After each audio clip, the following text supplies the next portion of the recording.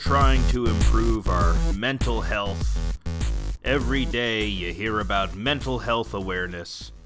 Everyone's trying to be a better version of themselves, who is less sensitive to the stresses of the world, more resilient, more capable of love, more capable of reaching out to people, building community, and building something for themselves, That's ultimately, that's the thing. All that self-help shit boils down to a very simple concept, which is if you set goals and work towards completing them, then your life will be less shitty because you have something to look forward to. It's something you're building to. Even if those goals are arbitrary and stupid, or if you craft some sort of importance around them and you're able to accomplish it, your life will seem less terrible. I mean, that's just one facet of how to solve the whole mental illness problem, but it's sort of a big important one. The feeling of progression, the feeling as if you're doing something or working towards something, which is completely illusory because, who knows what we're working towards? We're all just ping-ponging around. We have an idea of progression that something is being made of all this, and I hope there is progression. I hope there is an idea that things are going forward, like Marx thought we were inevitably progressing towards some sort of communist, well, maybe not utopia, but, some sort of, there is an arc to history, but, every day you're met with countervailing ideas of that. There really is no arc to history. We sort of progress and then progress and then de-evolve and then progress again and in fits and starts, and it doesn't really, there isn't this full, we're getting objectively better. We can't really say that. I mean, sometimes we can, we got the medicine and the technology, but I think many people are feeling like we're de-evolving right now because of the whole climate thing. It's like, what good is our medicine, technology, or entertainment, or high quality of living if there seems to be this apocalyptic scenario, which, while still far away enough that you aren't that concerned about it, is close enough that it's like, I don't know. Why accomplish anything? Why go forward if we can't solve this? Leading to this sense of hopelessness and digression. And, sort of why we called the podcast House of Decline in the first place, because of the very well-observed idea that things seem like they're going, if not backwards, we hit peak capitalism at some point a while ago, and now it feels like the wheels are starting to fall off of it. Not that it won't, some other system will rise again and then eventually hit a peak. But yeah, I think, our current form of societal organization is sort of fraying around the edges, and we're at the start of it. But who knows? Maybe something. I don't know shit about politics. Don't ask me about politics. But I wanted to talk about an aspect of our current spectacle-based society that is our fucking society, our goddamn spectacle society that is, I think, infecting people and making people feel generally worse, and they don't know it, because at first when you indulge in this thing, there is this instant twinge of pleasure that you get from it, but it's cringe content and drama videos, and that's what I wanted to talk about today, just because it forms this huge parcel of the internet economy, and people make money, tons of people make money off of it. I mean, there's this whole side of YouTube, which I don't venture into a lot because it is very sort of strange and toxic, but even the genre itself was promoted initially. The YouTube drama genre was promoted by people like Keemstar, these obvious dead-eyed psychopaths, these inhuman dead-eyed psychopaths.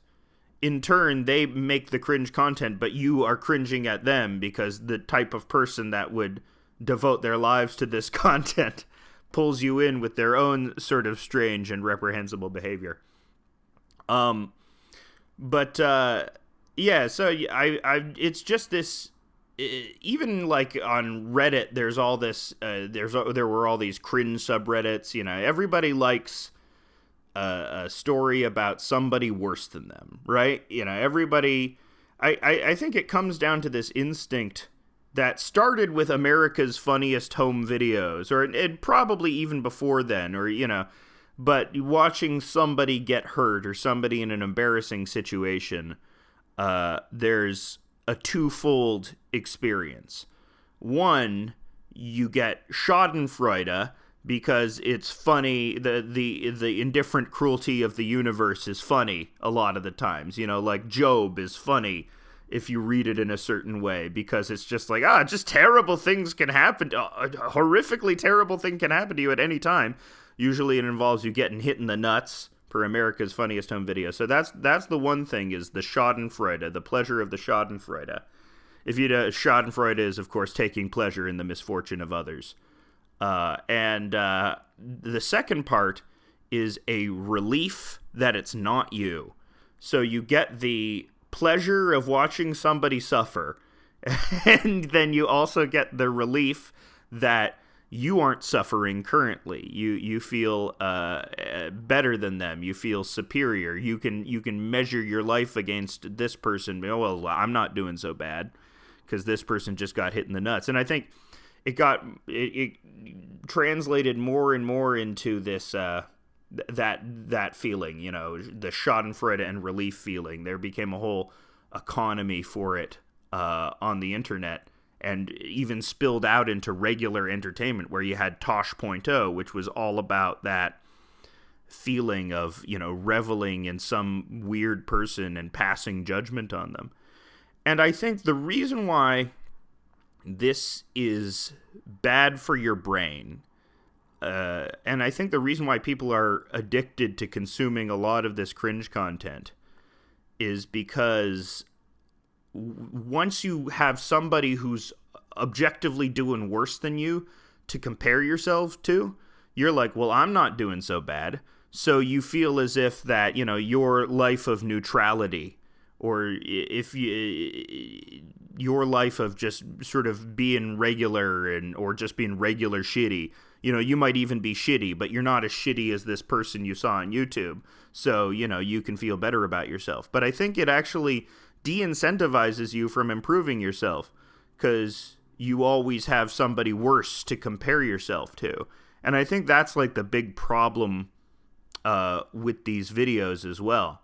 Another problem, which is something that I learned through something that therapy helped me with. You know, we everyone's been talking about fucking therapy. Jonah Hill is using he's using boundaries a lot, which he learned in therapy. So, you know, and yeah, we all hate that over-therapized language. You know, it's become an annoying hallmark of our current communication systems with other people. But something that I realized through therapy is that a huge amount of the discomfort that I felt in everyday life was because I was assuming people were judging me.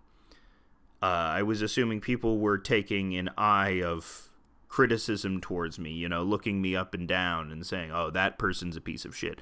I'm sure many people don't have this paranoia. This is something that might apply to me and maybe some of the people who are listening. But I also realized the reason why I was acutely feeling this invisible judgment was because I myself was judging other people. You know, that's what I do in you know, just strange and petty ways. Of course, we've seen the meme of the R. Crumb comic where it's the little man seething at the normal guy. It's like, I hate every fucking person. I fucking hate him, you know.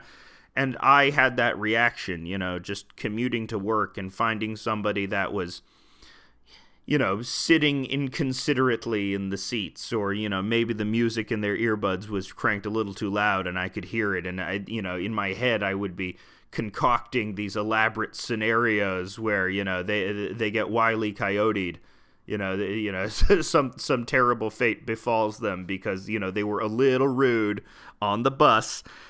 And I realized that it's just so much easier to let that shit go. To just let minor shitty stuff, you really need to train yourself to let that stuff go, to just be capable of withstanding the everyday shittiness of humans, because you yourself are everyday shitty. You do everyday shitty stuff all the time, stuff that you're probably not even aware of. So you need to give people latitude to do everyday shitty stuff, because otherwise, how can you expect people to give you that same latitude? It's just like in the Lord's Prayer. Christianity, not a huge fan, but I always like that passage of forgive us our trespasses as we forgive those who trespass against us, right? It's just so much easier to live that way when you're not stewing in anger and paranoia constantly. Don't stop cringing because, for the sake of the other people. I'm arguing for a very selfish reason. Stop cringing for yourself.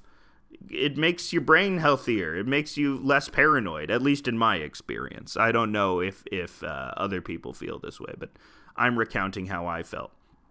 But yeah, we have these focuses on these people because I think a lot of the people who do consume that hater shit are like young people especially. I know I loved that type of thing when I was a teenager. And I think part of that hater mentality, which I've talked about before, is when you're not really good at anything, when you're not defined by something you do or something that you put work into, you're sort of defined by your taste. You're sort of defined by what you like. So you adopt all these very strong positions on media because that is giving definition to your personality. But I find as you age, tailoring yourself to that, unless you literally become a critic. But once you become a critic, you actually start making something. You actually start making criticism. You start doing essays. You start practicing an art or a craft. So that's, that advances beyond haterism. But if the only thing you're doing to define yourself is saying, I like this, I don't like this, and people that like this are bad, then it's not very substantial. You won't get that sort of goal-setting, substantial self-help feeling that you sort of want in order to continue living, or to make life, much easier on your brain. So I think when you're young too, you consume a lot of these cringe videos because, I haven't done anything yet. I'm not really confident in my ability to do things. So here are people that are shittier than me. And I can watch how they're shittier than me to think, oh, well, I'm not so bad. Ooh, I'm a good person for hating these people, They're obviously terrible people, so, it's good for me to dislike them. But yeah, I find this feeling wanes as you get older, and you want to be defined less by what you consume and more by what you produce, I think, in my experience. I think... you could talk about, I really do believe the dignity of work, not any work, not undignified work, but work that you found that you really enjoy doing and it's a craft that you practice.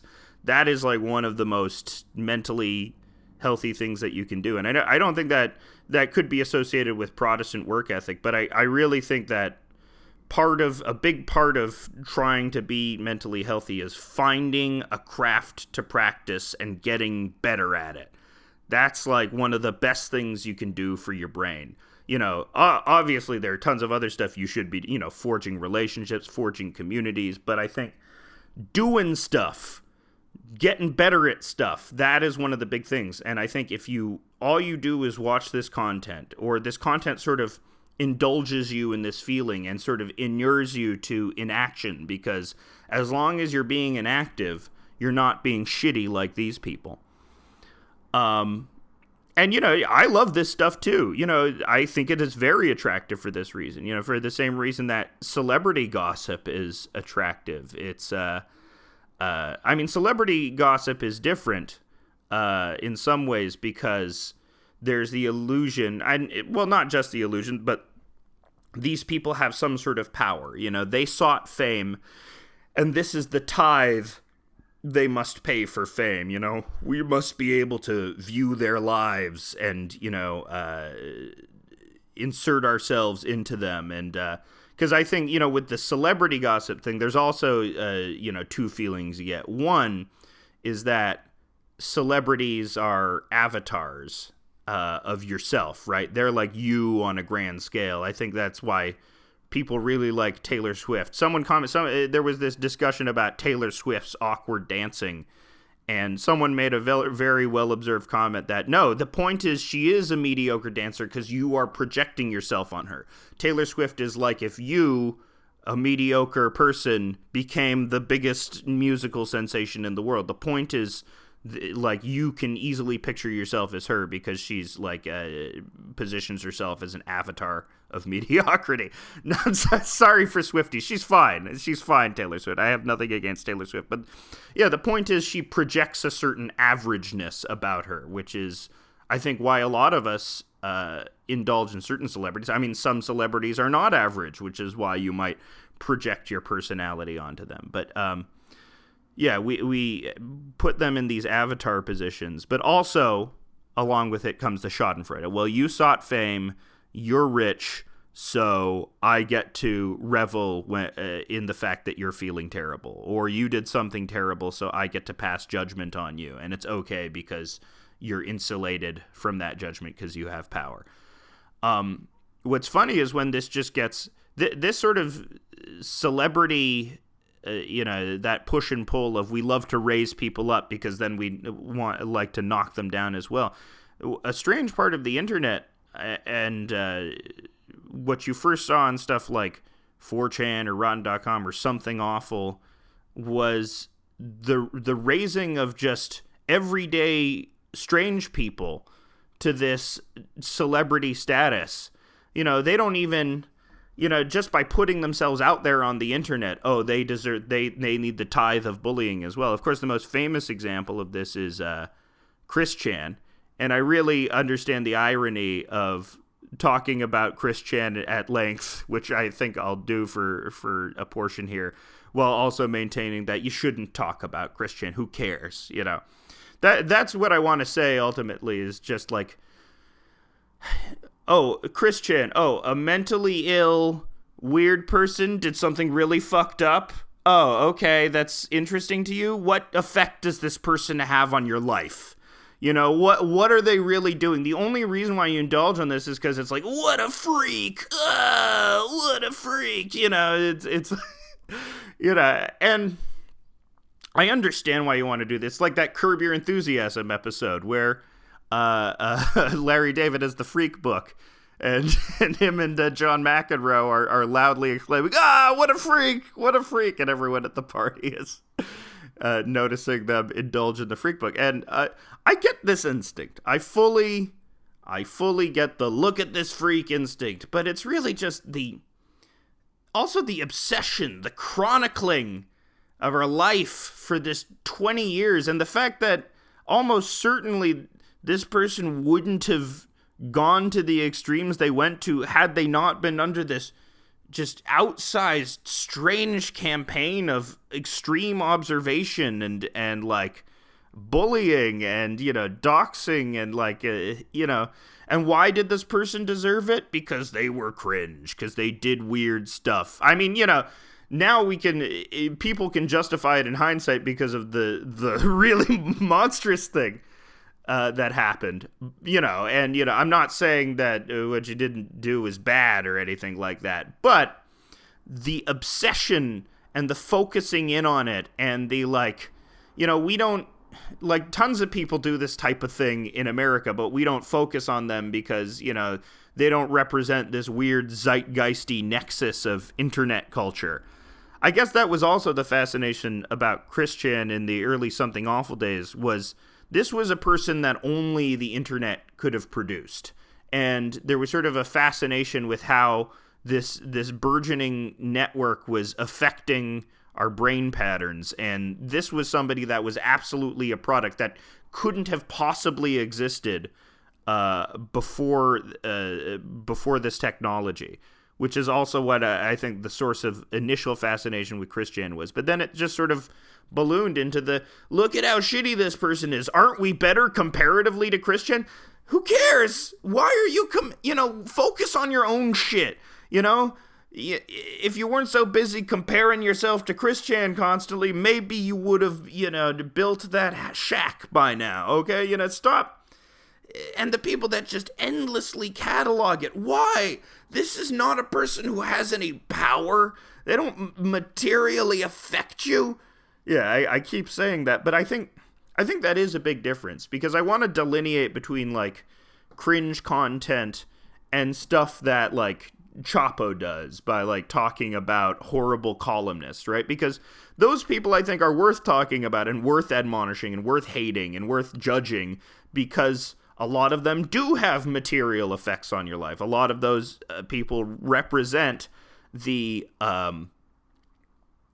intelligence wing of various political groups, and they bear a lot of influence on these political groups who vote in ways that can potentially disenfranchise you, who legislate in ways that actually will materially affect you. So I think there is a greater call to be to be critical of them and to be harsh with them and to be judgmental of them, because they are doing stuff that materially affects you, that can affect your health care, that it can affect your taxes, that can affect education around you. So yeah, you should be judgmental of these people. But somebody who, if they existed, like, if they never existed, would have not even a tangential effect on your life, people that fundamentally don't matter to how you live your life, but because they are an exceptional or unique type of weird, and a type of weird that you can easily deem as reprehensible, then, that's what you focus in on. And, I think, that part of that is why true crime is popular as well. That's why a lot of people have, like, talking about serial killers too, is because once you see the extreme depths of where people can go to, there is that relief that, well, glad it's not me. I think that's what it is for me, at least. There is that strange sense of relief you get when you hear about somebody that's living the absolute worst life possible, and you just are like, oh, I wasn't born with Joseph Callinger's parents, And I consume a lot of true crime for that reason, and true crime also makes you paranoid, but in a different way. I shouldn't. I think, sort of the reveling in that stuff, the gleeful reveling in murder is bad for your brain, but that's a different episode where I talk about it. Although it is sort of connected to this. We're cringing with John Wayne. Can you believe he murdered all those teenagers? That's cringe. How cringe. But yeah. So yeah, like these regular fucks, like these people that fundamentally do not have the same power over you as like a politician, or maybe even somebody that is more enfranchised by the mainstream mass media, These people are, if you want to vent your frustration about, the sickness of our society, maybe choose these people as targets. Not to say you can't always look. Punching down is funny.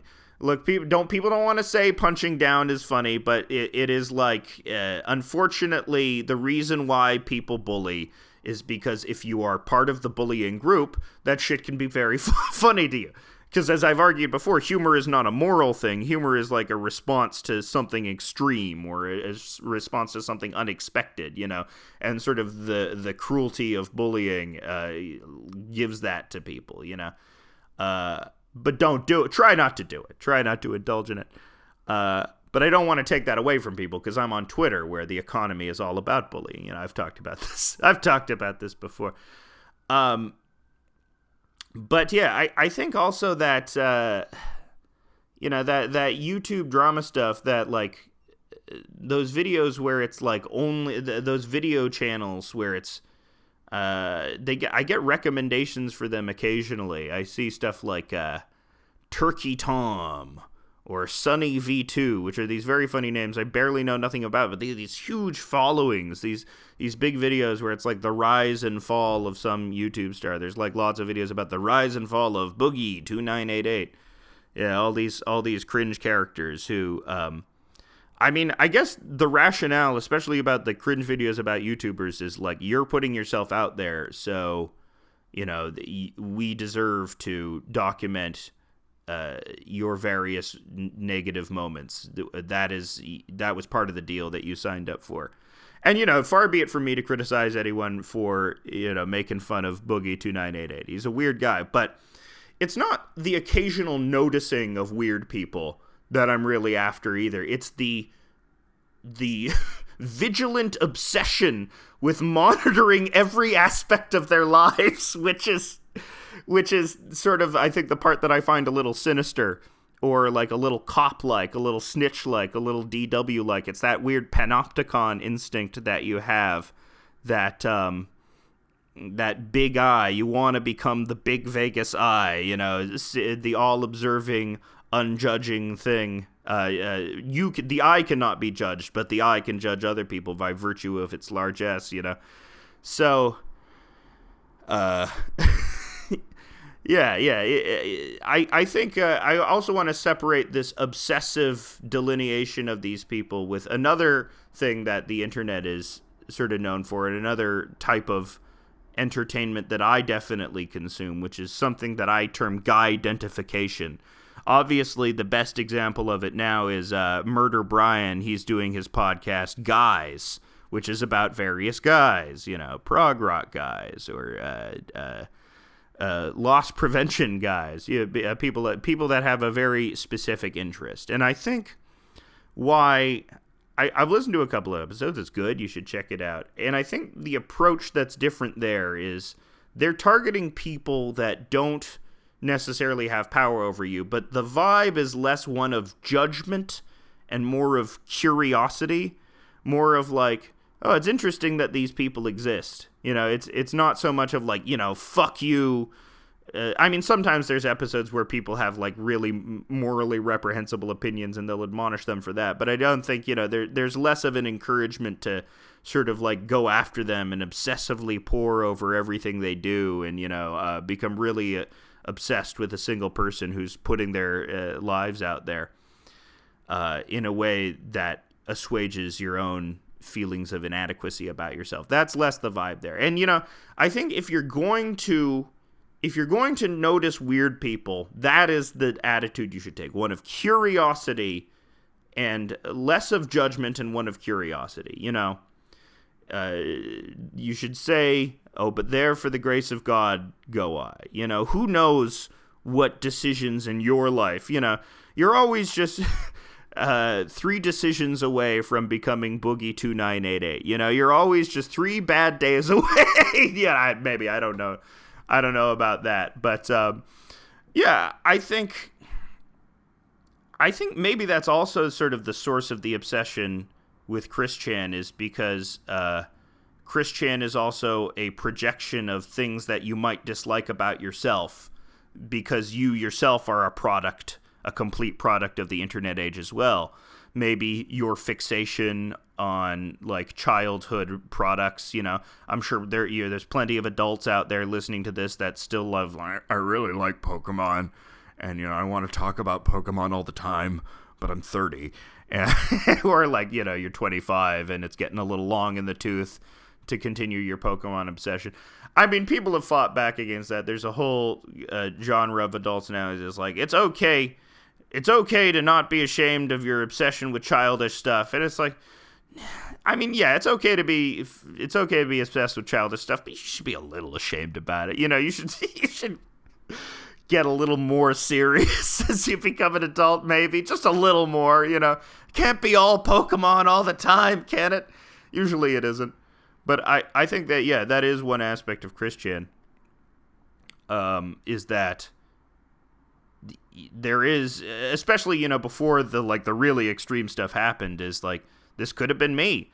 Like if I were sheltered and, I wasn't taken care of, like didn't receive the right medicine or treatment at a young age, or didn't have the right support network, I could have ended up this strange and isolated, and I think that's also part of the fascination, is that that there for the grace of God go I type of thing, where you don't want to admit to yourself that, there's some aspect of you that's in this. I think it's weirdly the same thing with the celebrities. They become avatars of you, whereas like a celebrity is this hyper glamorized version of yourself.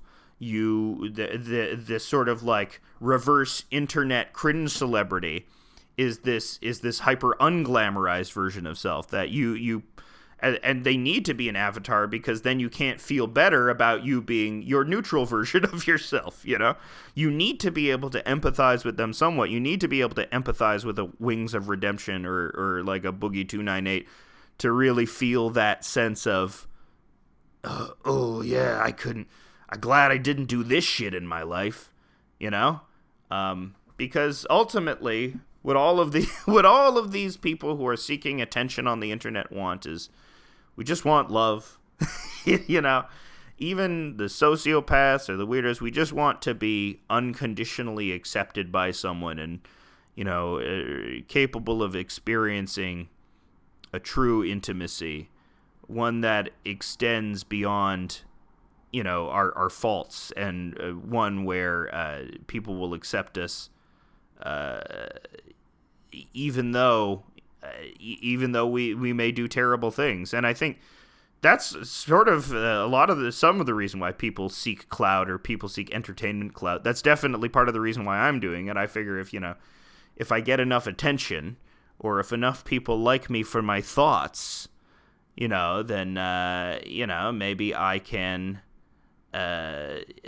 get some of that intimacy, which is a very bizarre thought, because as I'm doing now, some people don't do a character. Some people are like genuinely themselves, and their entertainment is genuinely themselves all the time. And I strive to do that, but I always understand there's always a performance aspect to doing this. So you are never really receiving a truly authentic version of me, because a truly authentic version of me would be like not trying to be as clever, not as not trying to be as gabby or inspired, being a little quieter, listening more, that I think the authentic versions of ourselves, and this doesn't apply to some people, but if you're trying to do entertainment stuff, you're always a quieter version of yourself than the one that you present to everybody else, which is also why it's, strange to project yourself onto these people, because you're always projecting yourself onto a cartoon character, essentially.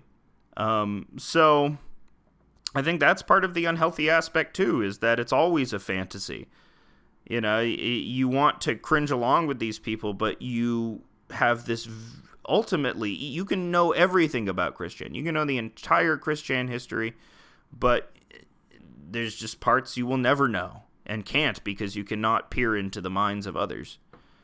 And if you are missing that holisticness, that true knowledge of a person that you can only get from actually interacting with them and spending enough time with them such that their wants and fears, I don't think you can really say that you're better than them in some ways. You're always going off some sort of image that has been served to you.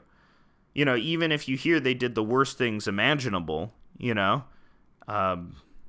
you really need to understand that people... I guess this goes into my sort of metaphysical belief in fate, as well. And people should be obviously, you have free will. Of course you have free will. You live with a brain that only understands your actions as free will, so of course you've had free will. But the reason we jokingly called this North America's foremost Calvinist podcast is just because I do have this strange metaphysical belief in fate, and that people mostly are not responsible for their actions. They're just following some weird instinct. So I think that's why I try and give people, even who've done like the worst stuff, like a lot of latitude if it hasn't actually personally affected me. Like if somebody has done some injustice to you that has personally affected you, or if somebody is continuing to do some sort of injustice, then yeah, that's who you should fight. But if the injustices that this person does is only like very personal or like really limited to a small amount of people, then, you know, just why do you need to fixate on them? They don't affect you. They really don't affect you. Pick up a hobby, you know, get better at guitar, ride a bike, do anything else other than just like, well, I'm better than that person. But, you know, I'm sure like lots of people who indulge in these videos, you know, they probably do have hobbies. They probably do have saving graces. But yeah, I really want to just underscore how bad I think these things are for your mental health, even if you indulge in them casually, because it's also like trains you to see the world in such a way where, you know, there are all these hidden creeps under the surface. You know, society is burgeoning with these hidden creeps all the time. And I guess in some way that's true, but another thing that comes to mind is like the obsession with the lurid, or the obsession with the filth. You know, it's sort of like I think there is sort of a freeing aspect to indulging in these people who are living at the fringes of society. I'm reminded of Frank Reynolds at the outset of It's Always Sunny in Philadelphia, where he sort of lived this insulated, wealthy life, and he meets Charlie, and he is instantly attracted to Charlie's terrible lifestyle because there is a sort of a strange honesty, or there's sort of like a titillation in the degradation of it, and I think lots of people use that to some artistic effect. I think Lou Reed used that. Obviously, Lou Reed is about people living on the fringes of society, you know, drug addicts and people in street life. And, you know, I think John Waters obviously is about people who are the filthiest people in the world and living on the fringes of society as well. But I think what I want to hammer on is the main difference is I think Lou Reed or John Waters, they have a real curiosity about their filthy characters. I think, as opposed to Judgement, you know, I mean, they can say like the characters are evil or whatever, but I think there's sort of a weird love for them. They're sort of like, isn't it good that these people exist in the world? Isn't it good that these absolute fucking weirdos actually exist? It's Always Sunny in Philadelphia takes a little more judgment, but actually I think the show is you know, Charlie's a fucking weird guy, but you get to see Charlie and Mac especially. The show establishes just how fucked up their childhoods were, and, you know, how access and proximity to Dennis and Dee and their wealth gave them sort of their outsized ids, their outsized desire for instant pleasure, and Frank's wealth has only been a more negative influence on them. So I do think there is sort of like a curiosity and a love for those characters as well. The only characters the show are really like has pure judgment for and thinks are sociopathic are Dennis and Frank. You know, like have very few. Even Frank has some redeeming qualities as well. The only like pure sociopath on that show is Dennis. So I think, yeah, the show generally, even though like it shows you that these characters are terrible, there is still a love for them. There is still like an acknowledgement of their humanity, which I think makes it more substantial. Or the reason why you're able to stick with them for so long or actually project yourself onto these characters is because you understand their humanity. And the way that these drama videos work is dehumanizing people. It is not a curiosity. You know, these people cease to become human. They become ideas. They become, they lose their flesh. They shed their flesh, and they become these images, these sort of digital spirits of negativity. You know, we can, here's what not to do. And we can show this person and expose this person as many times as we want and pass judgment on them because they are not real. They were invented by the internet. They are not human. That's what I once made a post that got a lot of heat because some agreed with it and a lot of right-wing people did not agree with it. I once posted offhandedly, and you don't know what posts will get a lot of heat. I didn't intend it to get heat, but I said something along the lines of, you can tell somebody is a terrible person if they use the word degenerate seriously. And I use degenerate all the, I say, especially like talking about a degenerate gambler like Martin Scorsese uses it. But there are some people who use it in the way where they say, fucking degenerates, like really, they really mean it. They're really very like, and of course the implication of that is that they're subhuman. They're not human. They have ceased to, they have de-evolved and they have lost that essential spark. And that gives somebody the pause to, assess them as a whole, or assess them, with the curiosity and without the judgment. But once they're a degenerate, once they have become a troglodyte, once they're, this cave-dwelling non-human, then you can say whatever you want about them. And you can feel good about saying that because they have abdicated their humanity by doing something terrible. And maybe they have, maybe somebody has done something so terrible that, it's hard to forgive them or see them as human. But also I think, isn't that like the thrust of, especially like Christianity, is that endless forgiveness of Christ, right? And well, like I said, I just quoted the Lord's Prayer earlier. Not fan of the organization of Christianity, but I think there's a lot of stuff in there that's pretty good.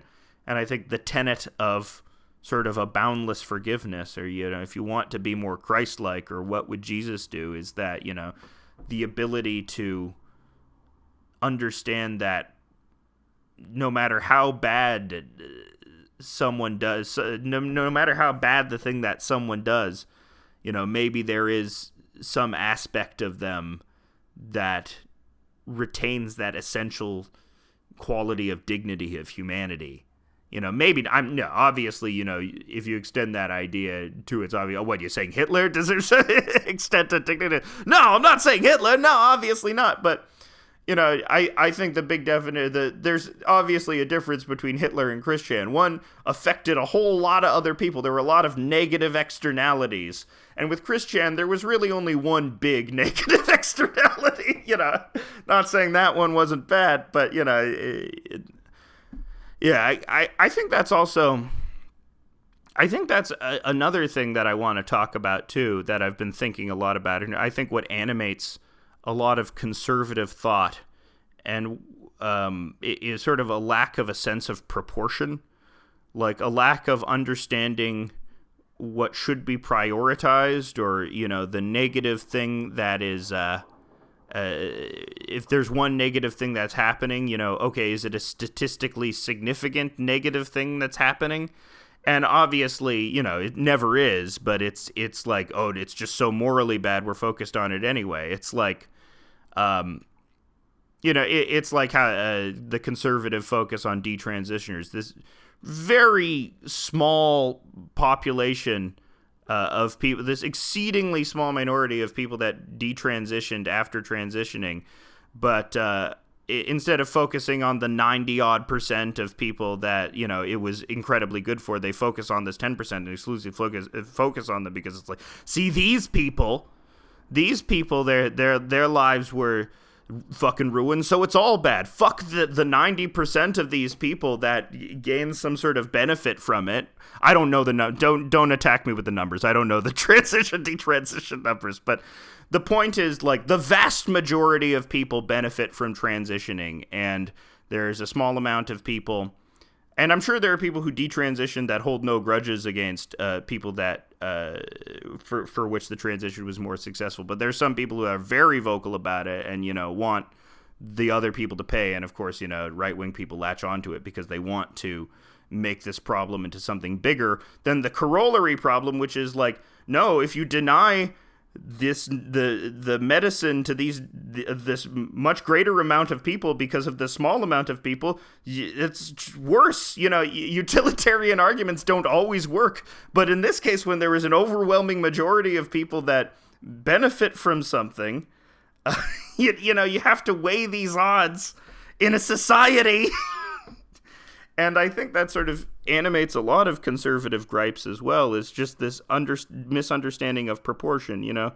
I want lower taxes, but, if we all pay slightly higher taxes, then, we can have increased centralization, and maybe the quality of services that sort of suffer under capitalism, like healthcare, can be improved. But, they don't, it's all about not understanding the numbers and sort of being morally opposed to something on a metaphysical level. I think that's why you get a lot of appeal to religion as well, because there's certain like deontological things that they can't abide by, even if it is more efficient. I think that's always the word that is used with capitalism, is the idea of efficiency. And obviously not. You can find a million examples of the breakdown of efficiency of capitalist systems. But I'm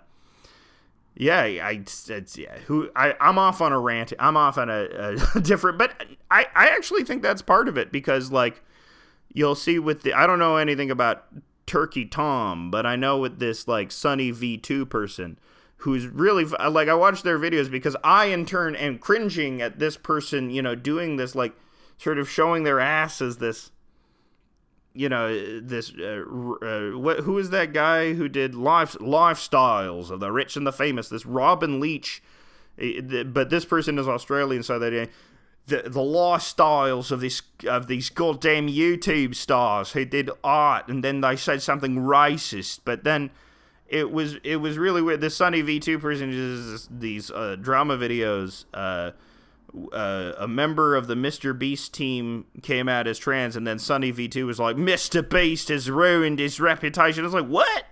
Didn't expect you to go right wing, but maybe I should have expected you to go right wing, because I think part of this sort of judgment thing is that sort of like the really negative aspect of Christianity, that really church lady aspect, that overindulgence of gossip aspect, where it's I get my jollies. The thing that I love to do is denigrating other people while not really doing anything myself. And I think that is sort of like a big quality of right-wing thought. They prize themselves as being the doers, the accomplishers, but I think for huge swaths of right-wing folks, it's mostly about, holding on to the idea that you are morally superior to somebody because you hold on to these traditional values. Well, they have ventured off into a world of impermissible freedom, So I do think there is that sort of